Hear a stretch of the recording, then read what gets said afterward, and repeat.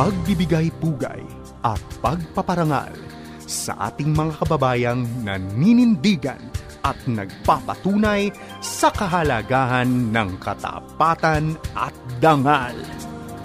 Ehemplo. Dan Andrew Cura para sa Ehemplo.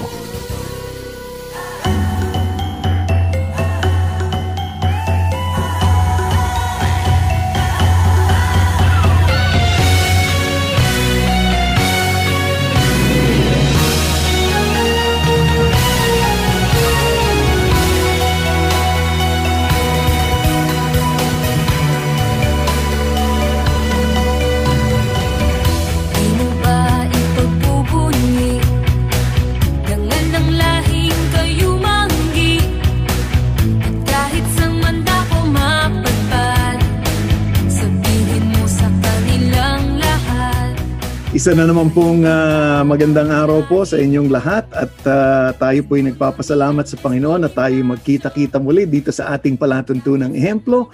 Ako po ang inyong lingkod, si Dan Andrew. Nako, sana po'y kayo'y nasa maayos na kalagayan at nasasanay na dito sa ating sitwasyon ngayon dito sa Pilipinas at syempre sa buong mundo. At tayo po'y nagpapasalamat pa rin sapagkat maging sa ganitong situation, ako marami pa rin po mga Pilipino ang nagpapakita ng galing ng Pilipino. Kaya nako, samahan niyo po ako ngayon dahil sa ating maganda po ang ating kwentuhan ngayon, nakatutuwa. Pero bago po ang lahat ng yan, abay siyempre po lagi tulad ng dati, nagpapasalamat muna po tayo sa lahat ng mga tagapakinig natin dito sa Kamaynilaan sa 702 DZAS, sa 1233 DYVS dyan sa Bacolod, sa 1062 DXKI sa South Cotabato sa Coronadal, at gayon din po sa 1143 DZMR dyan sa Santiago, Isabela, at sa 103.3 FM, The New J Radio, dyan sa CDO. Nako, sana po'y okay na okay din kayo dyan. At siyempre po sa ating palatuntunan sa Quezon, Palawan sa 106.3 DZRK Radio Kapit Bisig. At para naman po doon sa mga sumasabay po sa atin sa pamamagitan po ng internet, siyempre dyan po sa febc.ph, pwede nyo kaming abutan dyan. At siyempre sa ating Facebook Live dito sa 702 DZAS FEBC Radio TV. Nako, maraming salamat po sa patuloy ninyong pagtangkilik. At kung kayo naman po wala pa nung ating streaming app ng FEBC, para po sa lahat ng mga radyo ng FEBC at mapakinggan nyo, mag-download na po kayo ng FEBC PH Stream. Ito po'y pwede nang makuha sa Google Play Store at sa App Store ng Apple. Ha? Kaya po pwede nyo na kaming pakinggan kahit saan. Nako, yan po ang nakatutuwa. At ngayon pong araw na ito, maganda po ang ating makakakwentuhan. Isa pong may-ari ng isang bakery at snack shop. No? Ang pangalan po niya ay si Camille Doling Ibanez. At siya po ang owner ng Pop Buri Bakery and Snack Shop. Abay, bakit naman natin kakausapin ito? Snack shop, ano ba ang kanyang pinipresenta? Ayan po ang ating pag-uusapan sa araw na ito. Si Camille Ibanez ay nag-aral po ng Business Economics sa University of the Philippines dyan sa Diliman. At pagkatapos po ay siya naman po ay nagtuloy sa Parasitology sa George Washington University sa Washington, D.C. Abay, kung hindi kayo pamilyar, yung parasitology po ay isang larangan ng biology na nag-aaral po dun sa mga parasites, yung mga kumakapit pong mga organismo sa kung saan-saan para kumuha ng sustansya. Abay, parang malayo, no? Alamin po natin paano yung talon from economics to parasitology. Maganda pong kwentuhan yan. At siya po isang atleta. Siya po ay dating miyembro ng women's basketball for the University of the Philippines at ng Philippine Youth National Team. So atleta din siya. At ngayon po ay nagsimula po siya ng Pop Buri. No? At malalaman ninyo kung bakit Pop Buri. No? Pop Buri, ito po isang bakery at snack shop dyan sa Quezon City na unang-una nagbebenta ng special na popsicle, kaya pop. At mayroong burrito. Kaya popburi. So parang ibang klaseng kombinasyon, ano ha? Popsicle at burrito at mga snack items. Ang nakatutuwa po, abay hindi lang po yan bakery and snack shop. Nung pumasok po itong issue ng COVID-19 at nag-lockdown po dito sa Metro Manila, si Camille ay nagsimula po ng isang shelter para po yung mga kababayan nating natutulog sa kalye, yung mga street dwellers ay may makainan, makapag-shower at makapaglaba at makatulog. Abay, kita nyo naman. So pwede pala, kung kayo po'y merong business, baka magandang tignan natin kung ano ang ginawa ni Camille dun sa kanyang popburi. Yung pong grupo niya ay nakapagsuporta po ng 360 homeless clients, no? Every day sa nakaraang 6 na buwan. Oh, nako. Kung hindi pa kayo interesado, ewan ko na lang. Kaya dito lang po kayo at makakausap po natin si Camille Dowling Ibanez, ang owner ng Popburi Bakery and Snack Shop, dito lamang sa ating palatuntunang Ehemplo.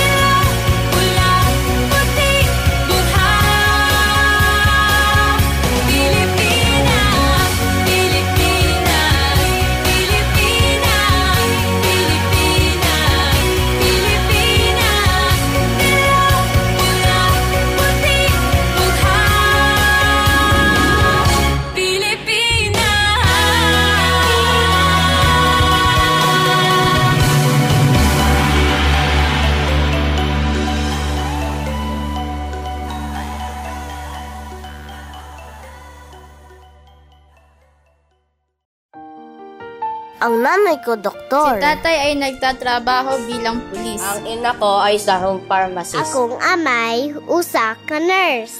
Maraming salamat po sa inyong lahat. Araw-araw nilang nilalagay ang kanilang buhay sa peligro.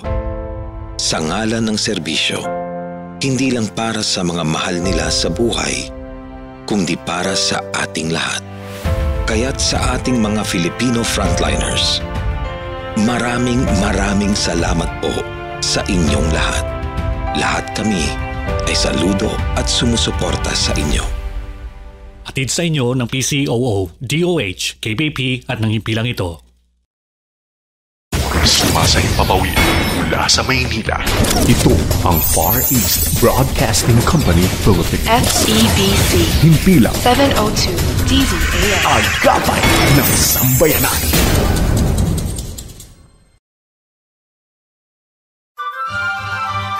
Dan Andrew Cura para sa Ehemplo.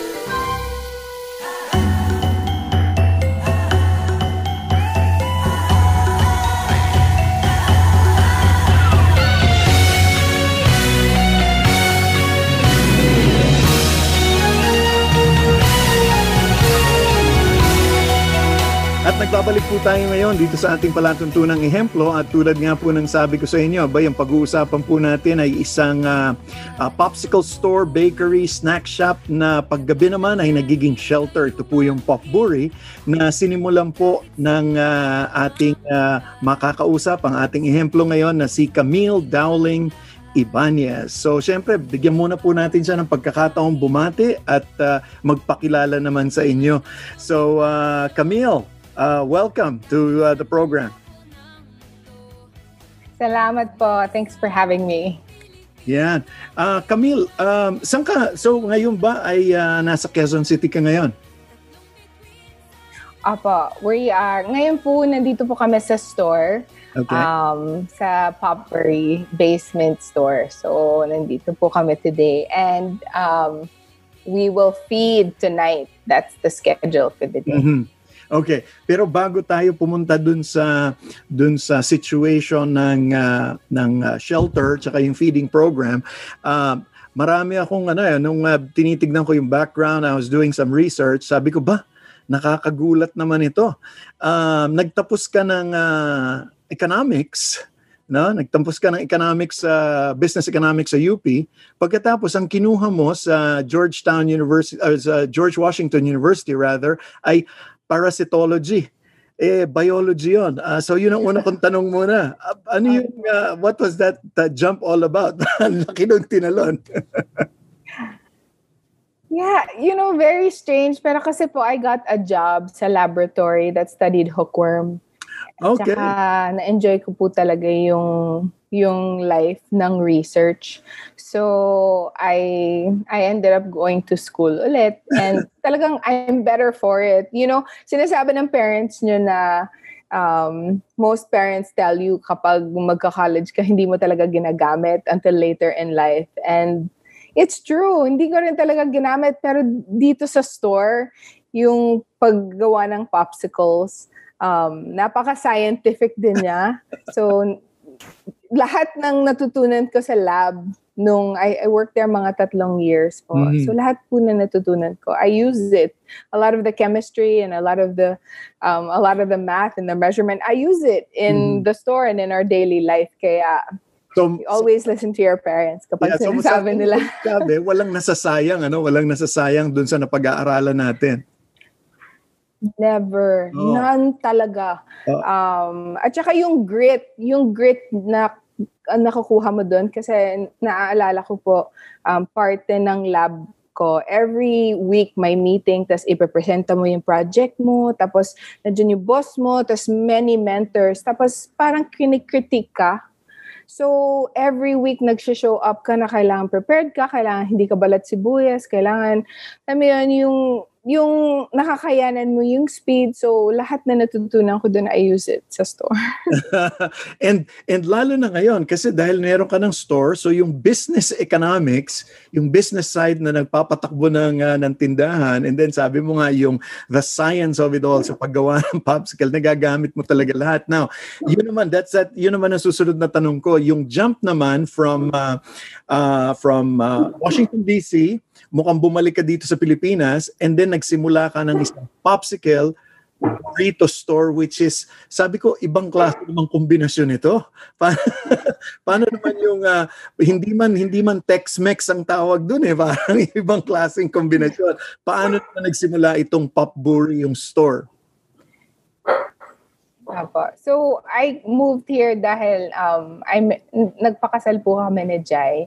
Mm-hmm. So, I moved from BC to Manila. So, sa simula, nag-a-adjust pa po ako. Tapos, at that time, nasa PBA si Jai. So, yung trabaho ko is nagsusupport sa kanya and making sure yung home namin okay. Tapos, ito yung decision namin ni Jai to start something na is yung our own. Mm-hmm. So yung popsicle po talaga, nagklase pa ako sa Florida, tapos nagbumili pa po kami ng machines from Florida. So ang gusto sana po namin is gamitin yung mga beautiful and delicious Pinoy fruits to make what South America has or calls a paleta. So parang fruit popsicles, pero very healthy. Hindi po siya puno ng powder, puno ng preservatives. Parang lang siya, fruits, tubig, konting sugar, konting preservative, and that's it. Mm-hmm. So we wanted to push Pinoy fruits and parang nung bata akong tawag namin dyan, icicle. Opo, ice candy.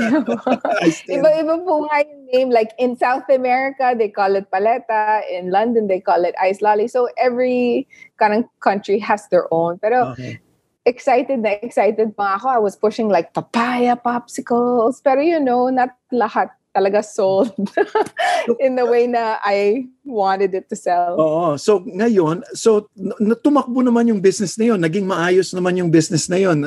Kasi dahil apparently it grew nga from popsicle to burrito and then may mga snacks pa, di ba? Apo. And now we sell more ube pandesal more than anything else. It's also a bakery, so our everyday pandesals and breads are really our best sellers.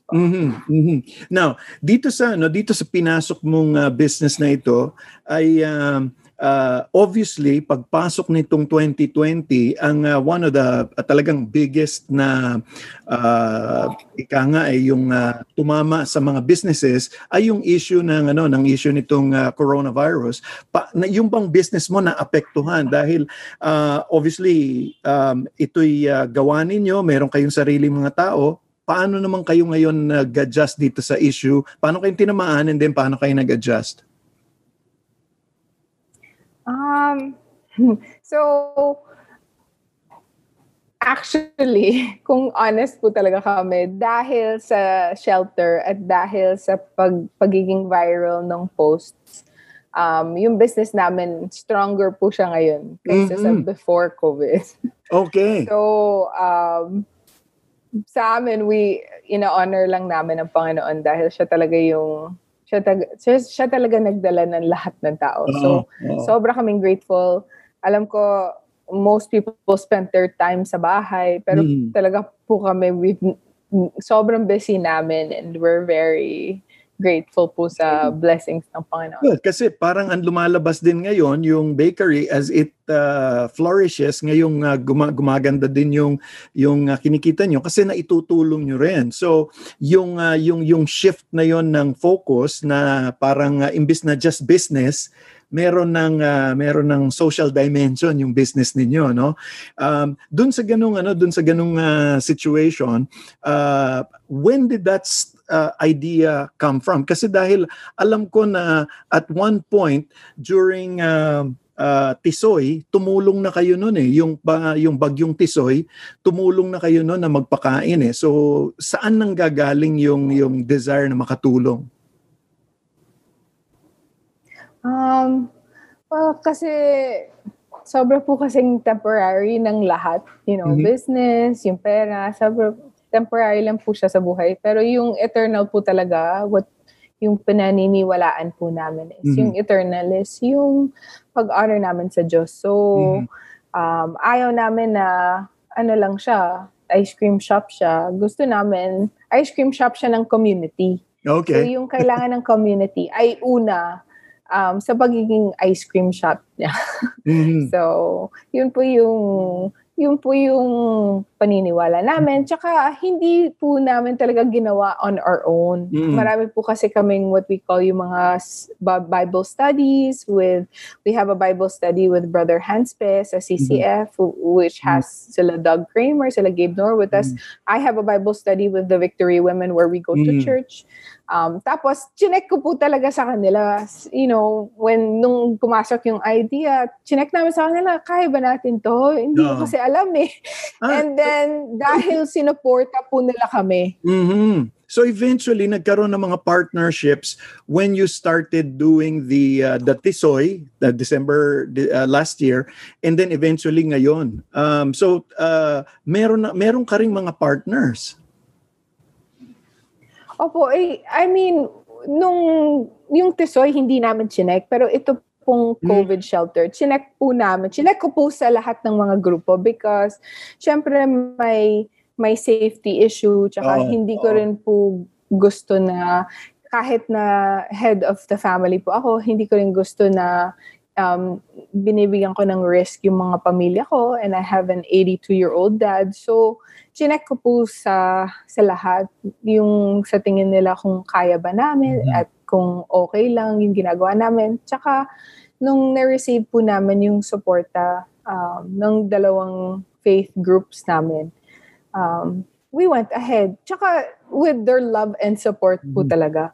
And they were the first batch that said, sige, go ahead, let's do this. Tapos, nagbigay po sila ng food and ng cash, and sobrang para siyang spark plug dahil pagkatapos po ng lahat ng community people, our neighbors, our customers, dumadaan lang sa store, nagdo-drop ng kung ano-anong bagay para sa mga homeless clients na natutulog dito. and yun ang nakatutuwa kasi nga dahil now it is, sabi mo, hindi lang siya community popsicle store, kung hindi community service na rin yung ginagawa. Ngayon dito sa baka kasi may mga nakikinig sa atin ngayon na may mga sari-sarili din business, and then meron din silang sariling space na pwede sigurong makatulong. So siguro yun yung isang gusto kong i-explore, no? Una, this is a shelter. Alam ko may oras kayo. Sabi nga 6 p.m. to 6 a.m. pwede matulog. Tapos 6:30 may hapunan. So obviously nagbibigay din kayo ng breakfast, and then may ligo. So meron siyang parang schedule. So hindi sila nanunuluyan dyan. They do not live there, but they come there to shelter because these are people na dun lang sa kalye natutulog. So, unang-una, paano na work out yung system at saan sila natutulog? Yan. So, nung nag-start po siya ng March 19, talagang ni-close namin yung shop namin. Yun yung simula ng ECQ. So, 5 p.m. po sila dumarating. Tapos, naliligo po sila. By the time, at the end, may mga stations po kasi. So, doon may foot wash, kailangan maligo, tapos kain, tapos tulog. So, kung ayaw po nilang maligo or mag-foot wash, hindi na po sila pinapasok.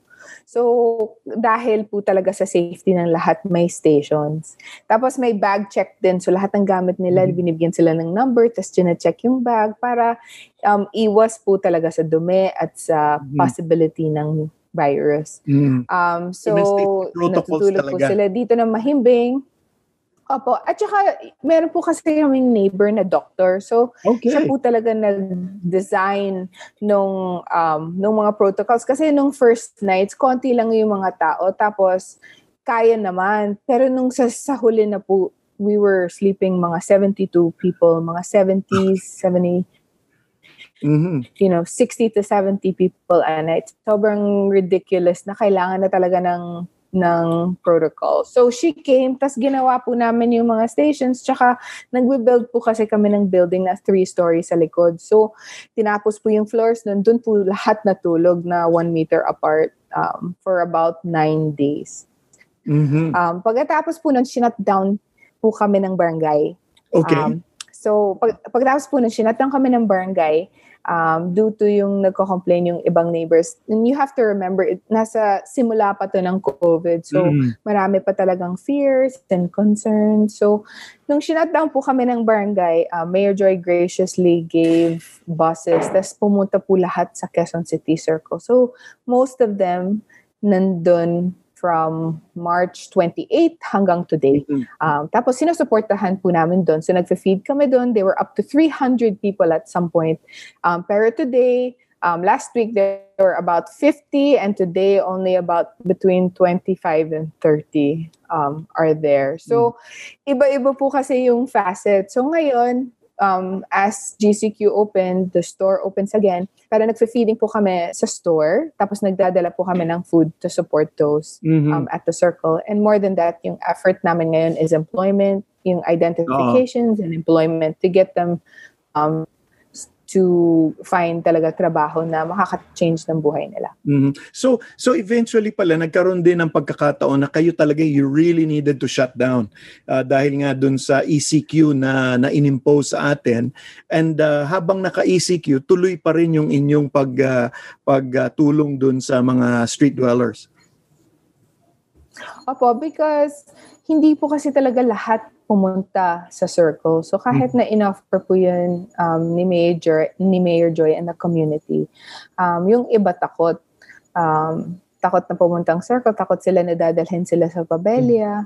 Kaya yung iba, mga clusters ng Camias, nandun po sila sa Camias Road, nandun po sila sa Aurora, sa Q-Mart. So dinadaanan po namin sila ng food and water and supplies and support. What gave you the idea na shelter? Kasi, pwede namang bakery ka, popsicle ka, pwedeng, sige, daan na lang kayo, meron kayong package ang kayo for food. Pwede naman yon. Pero bakit bakit shelter na maisipang makaligo din sila at makatulog? Ano ang naging parang pinaka-motivation noon? So, 2019, nung bukas pa yung store at wala pang COVID, nagsisell na po kami ng breads and pandesals. So, kada gabi, hindi naman kasi lahat nabebenta. So, yung hindi po nabebenta, dinadaan namin sa community namin kasi nandun po talaga yung homeless clusters. So, meron na po kasing relationship na meron kami sa mga homeless clients namin for a year. Dinadalhan namin sila ng pagkain, tapos we sit to them, we talk to them, and we help and support them in any way. So, nung nangyari yung COVID at sinabi nila, walang curfew, diba? Walang pwedeng nasa labas. So, if you're outside past 8 p.m., ikaw ay kriminal. Kukunin ka ng mga buses, kukunin ka ng mga police. So, yung inspiration talaga them, yung safety nila. So, yung unang gabi, binibigyan namin ng bread ng mga flyer. So, we give them itong sobrang simpleng pen lang na flyer, binigay namin sa kanila. Pumunta kayo dito para hindi po kayo kriminal, hindi po kayo maa-aresto dahil nasa loob po kayo. So, pumunta po talaga sila kasi takot din sila. And yung inspiration namin, them. Tapos, nung biglang nag-viral, yung inspiration namin, lahat ng mga tao. Kasi, bigyan ng oportunidad, sila talaga, dumaan lang sila, they gave and they came, and parang naging simbolo lang kami ng pagmamahal ng buong community sa kanila. And what does that do to you? Amazing. Ano ang ginagawa na? Pag sinabi mong amazing, what is amazing? Ano yung nararamdaman ng isang Camille dito? And then sigurado yan, Camille and the rest of your team, yung mga kasama mo sa church, yung kasama mga kaibigan mo, kasama mo sa bahay. Anong ginagawa sa iyo nun? Sobrang yung gratefulness overflowing. Kasi of course, very unsure kami nung nag-shutdown. Hindi rin kami sure kung may trabaho kami o wala. At saka, yung pera at yung resources, hindi naman po talaga siya unlimited. So, parang leap of faith lang po siya. Actually, yung iniisip namin, kaya namin yun, Kasi kinakount namin yung families, mga 12 people lang, 13. Sabi namin, kaya namin yun, 13 people for, hindi namin alam yung COVID, baka 1 month, 2 months. Kaya namin yun, nag-numbers kami, kaya namin yun. Biglang naging 17s, like, hindi na namin kaya to. And then, pero, yeah, insane. Kasi, di ba, 1 meter apart yung linya. So, yung linya nag-extend ng block, like across the block. Kaya, talagang everybody, kahit yung mga neighbors po namin, binibigyan namin ng milk. Kasi yung patient po talaga ng community, iba. Kasi, di ba, it's so, ngayon, medyo hindi na nagre-reklamo yung neighbors, na intindihan na nila. Yeah. Like, it's kind of a forced intindi. Because, kasi yun po talaga yun yung required, diba? Yeah. And if you ask us yung pakiramdam, it's just gratefulness. Sobra kaming grateful kay Lord. Kasi hindi lang, nabinigyan kami ng trabaho. Like, sobra naming busy. Tapos, sobra naming natutunan from them.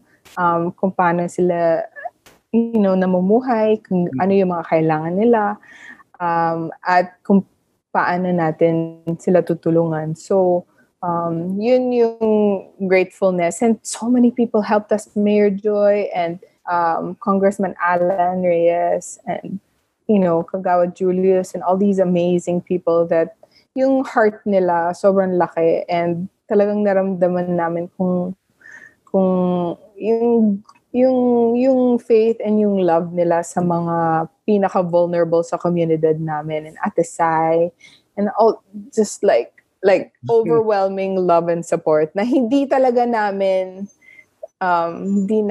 expect. So, God's grace talaga, God's grace and God's love para sa pamilya namin. And, I tell you this, like, over 17, Yeah, I mean, over 17,000 meals, almost 700 gallons of water.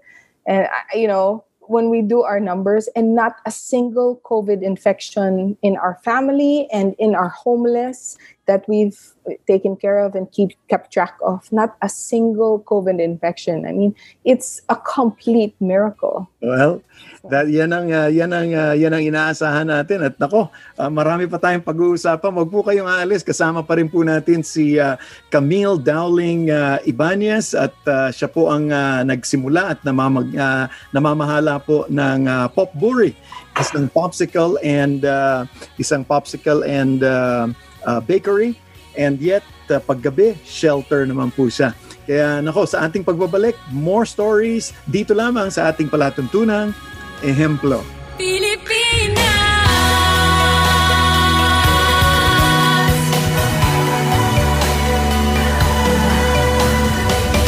Kahit tayo ay kinukutya, minamaliit sa ibang bansa, hindi ko ikahihiya, dahil ang Diyos ang sating nagtakda.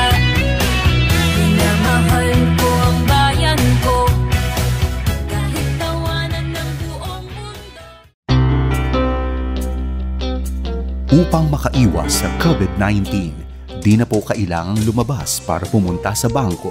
Maaaring ipadala ang inyong love gift para sa FEBC Ministry sa pamamagitan ng online donation.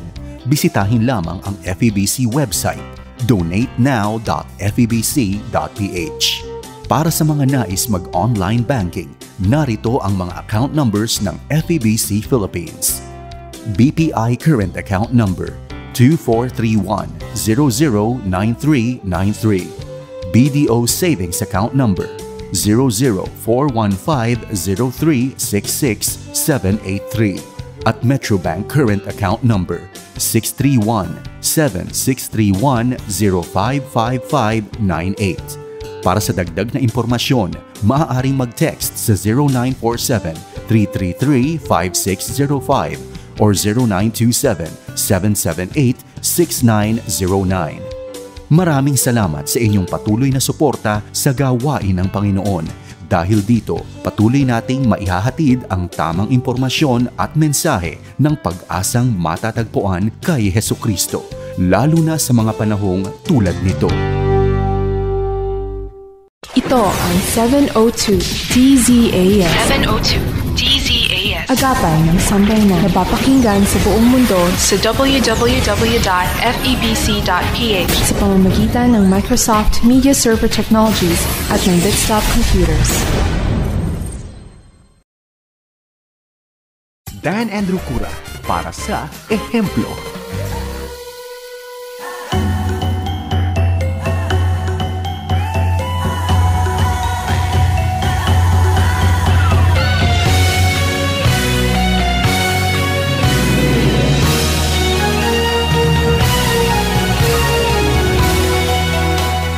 Nagbabalik po tayo dito sa ating palatuntunang Ehemplo, at patuloy pa rin po ang pakikipagkwentuhan natin sa may-ari ng Popbury, isang popsicle store na siyang nagsisimula ng shelter para po sa ating mga street dwellers, at magmula doon sa mga street dwellers na yon, abay marami na pong tumulong sa kanila.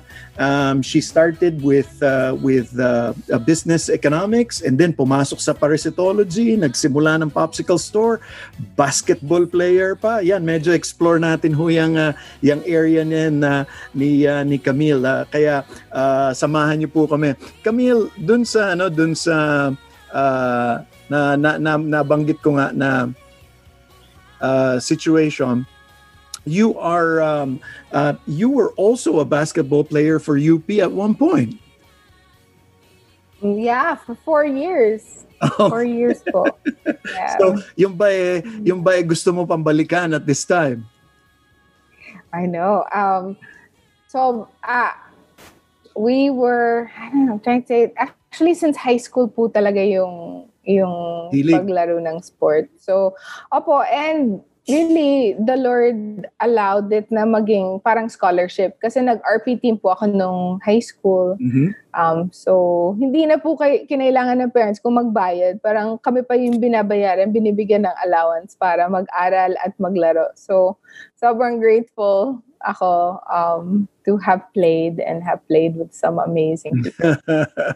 Well, ano lang yan, pagpapatunay nga lang, sabi ko nga, na kahit na ano man yung, parang we are a product of lahat ng ating mga pinagdadaanan, maging yung pinag-aralan natin, yung sports na linalaro natin, at yun ang nagbibigay nung kung sino tayo ngayon.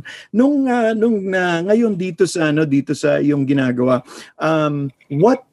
ano ang mga naging, kasi obviously ito'y response dun sa present crisis na pinagdadaanan natin, ano yung mga sabihin na nating para dun sa mga nakikinig ngayon and then they have an opportunity na siguro I can also do this, ano yung mga parang naging hurdles, the initial hurdles, ano ba yung parang mabigat? Kasi dito, maganda, tumulong yung mga kasama nyo sa church and then mukhang yung local government is also very helpful dun sa iyong ginagawa.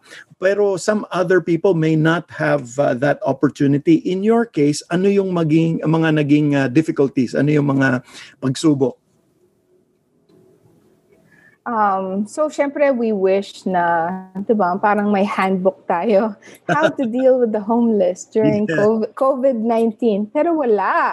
Wala, diba, on every end. Kaya, like yung gobyerno, nangangapa rin kami at every moment. And very challenging po yung simula. And yung struggle na, I think, pinagdadaanan namin from nung simula hanggang ngayon is yung attitude na hindi po sila parte ng community na to.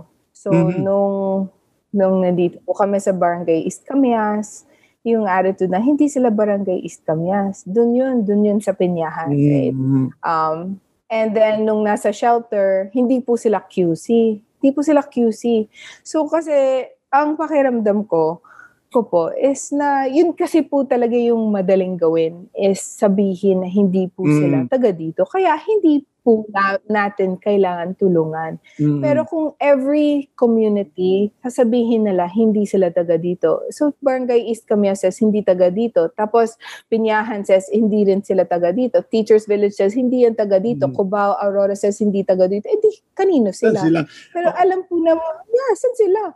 Alam po naman talaga natin na sige, hindi sila pinanganak sa community na to, pero dito po sila naninirahan sa mga kalsadang to. Dito po sila namumuhay, nagtatrabaho, dito po yung mga anak nila sa mga kariton na to. So, I think yung paggawa ng mahirap, kasi yun talaga yung mahirap eh. Pag hindi sila taga-QC, diba? Like, yung sa conversation namin with Mayor Joy, kung hindi sila taga-QC, di bigyan mo sila ng 4,000, ipasign mo sila ng waiver nila sa circle where they're at na hindi sila babalik doon. Tapos you open the doors, tapos yun na, pakawalan mo lang kasi hindi sila taga-QC. Pero kung taga-QC sila, then kailangan mo maghanap ng shelter, kailangan mo maghanap ng trabaho, kailangan mo i-asikaso yung ID nila. Yun ang mahirap, pero yung ang kailangan. Actually, so, yun nga bilang yung community, I think yun yung pinakamalaki. Yeah, yun nga yung sinasabi nga nila na problema ng mga homeless people, yung mga people who are living in the streets. Kasi sa situation nila ay hindi sila counted as part of the community. So technically, para kung sabaga sa international yan, mga stateless people sila eh. Parang ganon. So kung ano man yung benepisyo na binibigay sa mga dukha, sa mga mahihirap na established na mayroong tinutuluyan dun sa city, nakukuha. Pero sa kanila, hindi nakukuha. So sa iyong effort ba ngayon, mayroong bang mga possibilities where, kasi ito shelter lang, so obviously parang temporary lang talaga, pero meron bang effort in your discussions with the local government na pwedeng ma-extend eventually ng possible more permanent shelter para dito sa mga naninirahan sa streets? Well, we met with Mayor Joy a few weeks ago and she mentioned 2 shelters. Yung isa sa Kamuning, tapos yung isa sa Bulacan. However, nung ni-check po namin with the SSD, yung sa Kamuning, hindi pa po siya built. At saka yung sa Bulacan ay para lang po sa mga bata. So, I hope it enrages people na tayo ang pinakamalaking city sa Metro Manila. And yet, kahit isang working overnight shelter, wala. Saka So hindi lang kung may pinakamalaki, kailangan talaga sila, wala pinakamayaman. silang mapuntahan. Thank you. Thank you. Exactly. Oo. And I think it should enrage us as a community na napaka-apathetic natin sa mga kailangan nila. And I know I was a little late sa conversation natin today, but I just came from Barangay East Camias, where Capitan Garces doesn't want to give 2 of our homeless clients a barangay ID. Dahil 2 days lang sila dito, hindi 6 months. So, sa lang, yung pagsubok is also partly listening. We have to listen to yung mga, kasi sila ang, like you said, hindi counted, diba? Pero sila rin yung kailangan ng exception, diba? I'm sure there are people that are given barangay IDs that have not been in the barangay for 6 months. But yet, siguro when you don't take those exceptions, siguro yun nga yung isang maganda dito. I mean, alam natin hindi maganda yung COVID, pero minsan yung mga ganitong crisis, minumulat tayo dun sa realidad na merong mga taong obviously na apektuhan ng higit pa sa atin. Kasi like kunwari tayo, nung sinabing, oy, stay at home. Meron tayong home na i-stay. Paano yun nasa kalye? Sang stay at home? Stay in the Cariton. Stay in the Baldosa. Na wala silang kaproteksyon. At ang nakakalungkot, hindi nga sila nabibilang dun sa, kailangan nating abutin. Kasi alam natin na as soon as the coronavirus situation spread out, maraming mga local governments ang nag-extend kaagad ng parang pantawid pamilya, amelioration program, and yet these people are not counted into the listing for those na pwedeng tumanggap ng mga ganito. So talagang, wake-up call, naging wake-up call yung COVID-19, lalong-lalo na sa mga lunsod na mayroong kakayanan, no? Tulad ng Quezon City, ng Pasig, ng Metro Manila, mayroong pagkukunan yan. Kaya lang na nalalagay sa side. So siguro I guess siguro ang gusto kong i-emphasize is that marami sa atin, although sabi nga natin na tulong-tulong ito community, no?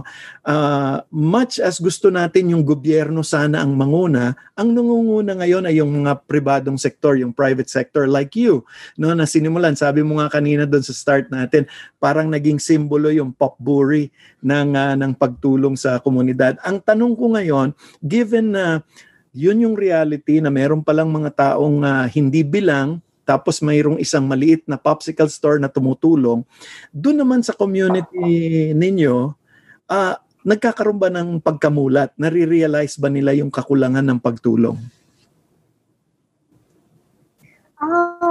I think, karamihan. Kasi hanggang ngayon, nagdadala pa po marami ng customers namin, ng mga friends namin, ng komunidad namin ng pagkain.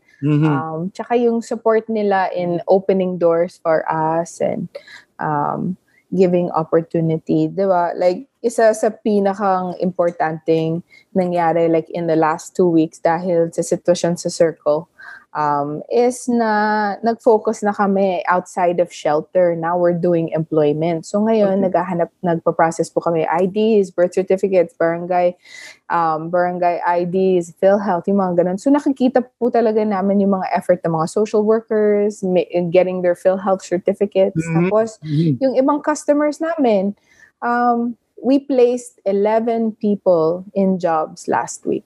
And this week, we have 3 that we're placing. And that is God's greatest like na-feel namin na grace. So, sana nga we had this conversation last week kasi ang dami namin dito sa store. Dun sa taas natutulog, there was 11. And kasi it takes time to do all that. Processing birth certificates and barangay IDs and all those things take time. So, nung nandito po sila, it was... Pero how do you manage that? Kasi dahil, siyempre, yun na nga yung isang natin. Alam natin na you have to run the store, di ba? You have to make your popsicles and your ube pandesal. Pagkatapos nun, may pamilya ka.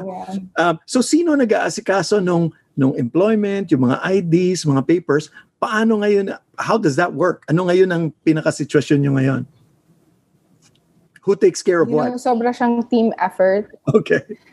So, I mean, there's like about 6 sa team. So, the only thing is I'm the only driver. So, ako yung taga-drive ng mga tao. Pero yung mga social workers sa circle, sila yung... Yes, exactly.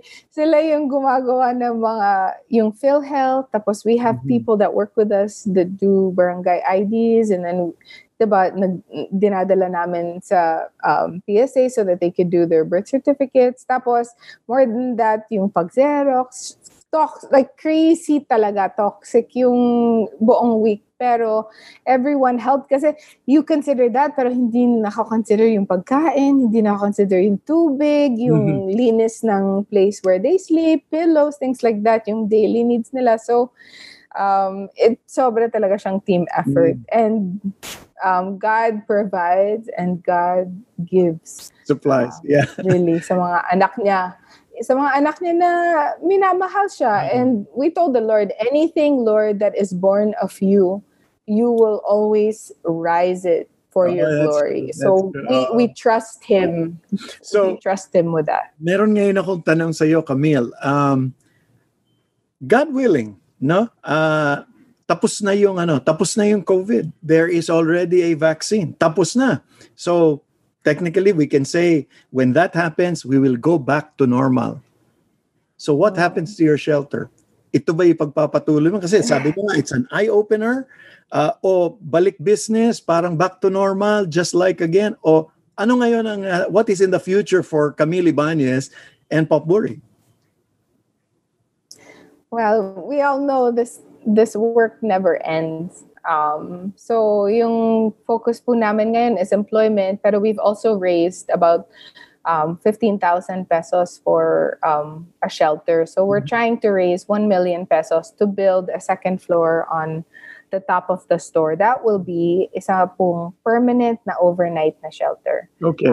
Tsaka may office po yun para makaka-process po sila ng mga kailangan nila na mabayaran namin para they can move to employment. At tsaka po, it will be for 70 beds na double deck na like yung nangyari dito. So, 6 p.m. up to 6 a.m. lang. Tapos magtatrabaho sila, tapos babalik sila dito. So, when I used to work in Virginia, I used to work at a shelter there also called Streetlight Community Ministries. It was a Presbyterian shelter, pero a lot of people in the community helped out. And yung pattern ng shelter na to, pinapattern lang namin doon. It started as a dinner, which turned into an overnight shelter. Tapos doon kasi, they have apartments. So once you're employed, pwede kang idiretso sa apartment. So our goal is to follow their model, which is we're doing the weekly ministry, and then we're gonna build an overnight shelter and continue to give them support sa mga employment nila with everyone's good graces. Yeah. Meron bang posibilidad na maging ano na yan? Pop Buri Foundation? Yes. At some point. And many people talaga po gustong tumulong. So, gagawin po namin non-profit. Pero, hindi po siguro Pop Buri yung name. Hahanapan po siya ng mas magandang name. And, we know there's a lot of work. Like we there are a lot of women po kasi talaga behind this effort. You know, Leia, Tin, Joy, I can keep going and going. Haley, Mel, Hubert, like so many amazing people na nag-help. So we believe as a group and as a community na hindi po talaga lahat kaya ng tao, 70 people na alagaan. Pero kaya po natin ng isa. So kung lahat po tayo, kayanin isa, we can mentor one, we can give one a job, we can give one a meal or one an opportunity. We can remove everyone from the streets if we make a commitment to handle one person, one child, one father. Yeah. So on that note, makikita natin na talagang kahit na at one point nandoon yung pwede nating matulungan one person at a time. Kausap po natin si Camille Ibanez, siya po ang namamahala po ng Popbury. And we're very happy na kasama po natin siya ngayon. And also, we'd like to just remind you, kung mayroon po kayong mga kakilala tulad nila Camille at ang Popbury na tumutulong po at nagpapakita ng galing ng Pilipino sa kanilang personality, sa kanilang ginagawa, at gayon din po sa mga efforts nila either as an organization or individual, tawag po kayo sa amin sa 0917-572-1754 at pwede rin kayo pong mag-email sa amin sa dzasinfo@febc.ph or leave us a note, post a note dyan po sa ating FB page ng FEBC Ehemplo para naman po malaman namin kung sino po ang mga magagaling nating mga kapilipino na tumutulong. Sa ating pagbabalik po, yung mga huling sandali natin kasama si Camille Ibanez ng Popbury dito lamang sa Ehemplo.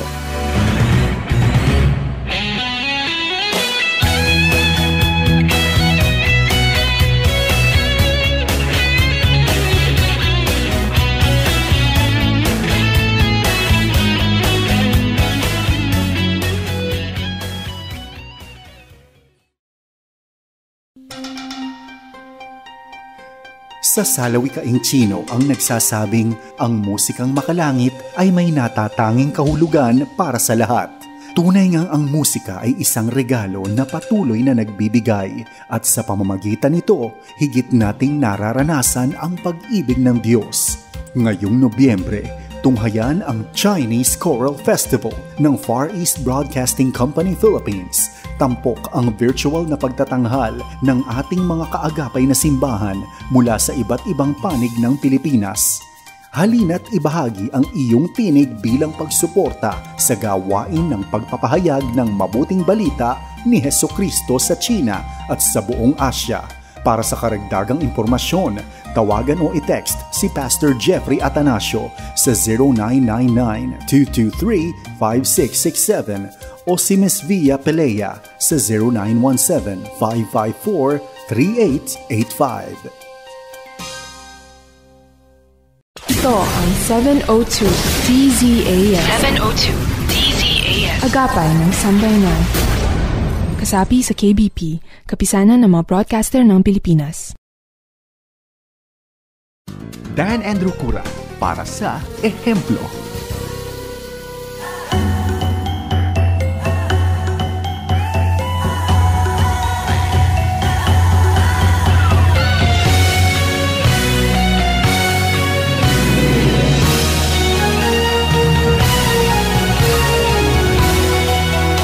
Nagbabalik po tayo dito sa ating palatuntunang Ehemplo at kasama pa rin po natin si Camille Ibanez ng Popbury, a popsicle store by day, shelter by night.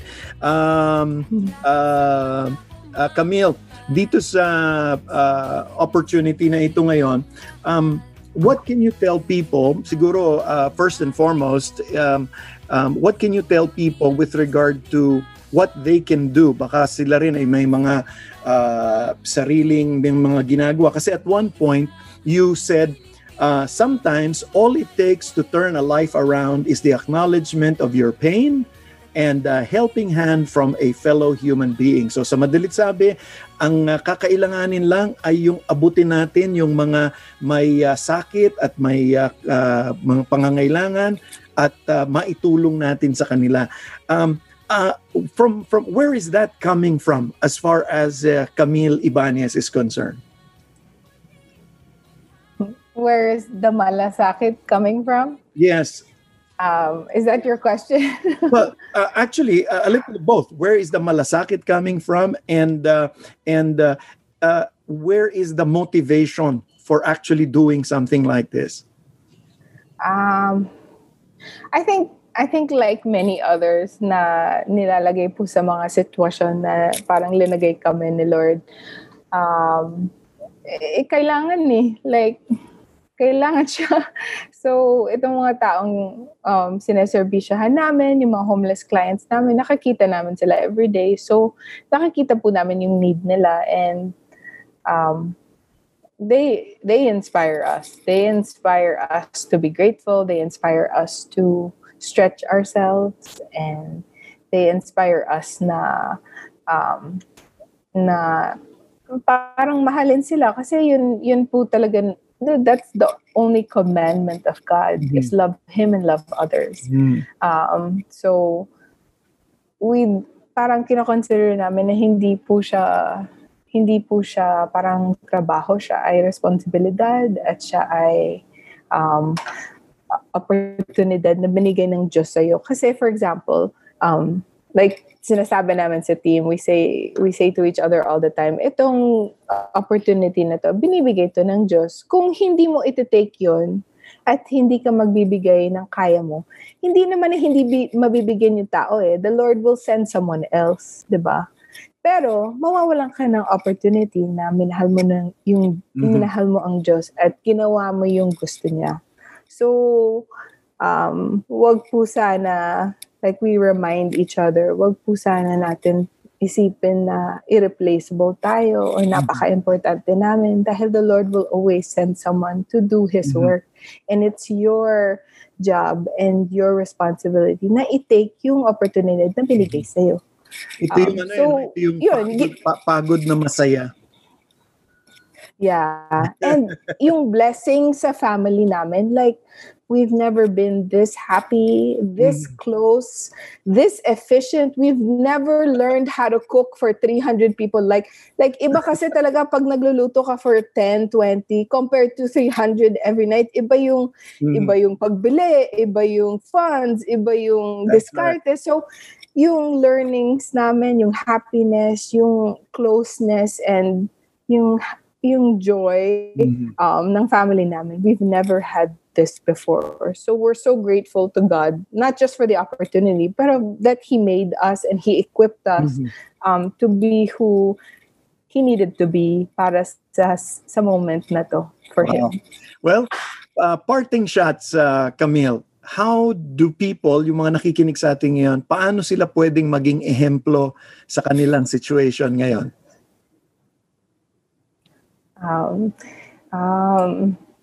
Sorry, I'm so distracted by Mao's Mickey Mouse. This is Mao.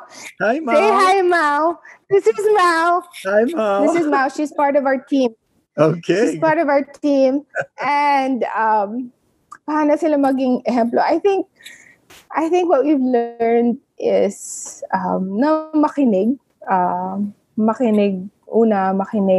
You know, sa atin lahat and to all your listeners, siguro at some point sa buhay nila, they're in a jeep or in a car, tapos nagtag yung Lord sa heart nila at may nangailangan, and they reached into their pocket at binigyan nila ng 2 pesos, binigyan nila ng pagkain, binigyan nila ng something. And you know, I'm talking to all of you that at some point the Lord has tugged on your heart. So I think the first way to be an ehemplo is na makinig when the Lord tugs on your heart. At minsan kasi feeling natin, gagawin ko yun later, or hindi pa kasi ako masyadong stable, hindi po ako masyadong maganda at mayaman, so hindi ko kaya ngayon. And if there's anything we've learned, kung kaya namin, kaya ng lahat. So, amidst lahat ng mga pagkakamali namin, lahat ng away, lahat ng struggles, lahat ng pera na wala, na just showed up, and yung needs. So, kung kaya namin, kaya nyo. And if you ever want to reach out to your communities na homeless, let us know, kasi we're trying to get together in a way that we can support each other. That's like right. this Saturday, we have a hydroponic seminar here sa store, and the slots are already full. Pero feeding, making your own food, and being parang a light sa community nyo is something na kaya nyo at kaya ng lahat. So please, yung makinig kay Lord and not have doubt. I think that's the best service we can give sa Panginoon na mahal na na nag-create sa atin, at alam natin na sobrang mahal tayo ni Lord. Well, on that note, Camille, maraming salamat sa oras mo. Maraming salamat sa Popburi at lahat ng mga partners sa inyong pagtulong sa ating kapwa. Salamat po for having me. Well, we enjoyed the conversation at kakaway na rin ako dyan kay Mao. Wow, say hi. Bye-bye. Bye po. Thank you so much.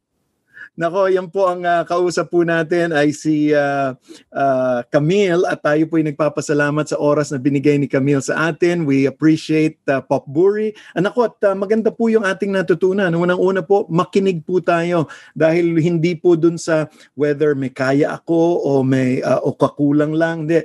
Pagka po tayo ay inudyok ng Panginoon na tumulong po tayo. Pangalawa, marami pong nasa kalye natin na wala po, ang tawag nga dyan para wala silang identity, no? At ang mga local na pamahalaan ay minsan hindi ho nakakatulong kasi hindi taga dito.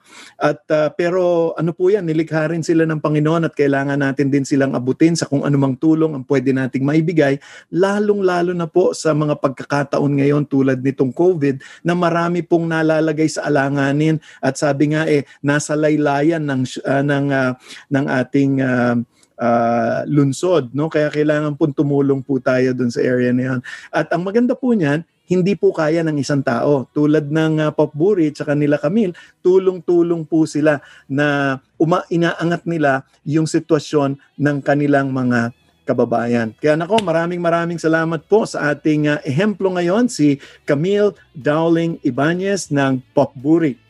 At syempre, para naman po sa inyo, kung may po yung nagpapasalamat din, muli itawag niyo po sa amin kung meron kayong mga kakilala sa 0917-572-1754, o kaya mag-email po sa amin sa dzasinfo@febc.ph, or mag-post sa ating FEBC Radio TV Facebook page. At ako po ang inyong lingkod, si Dan Andrew, na lagi pong nagpapaalala sa inyo, saan man, kailan man, at kahit sa maliit na paraan, maging isang mabuting ehemplo ka, kaibigan.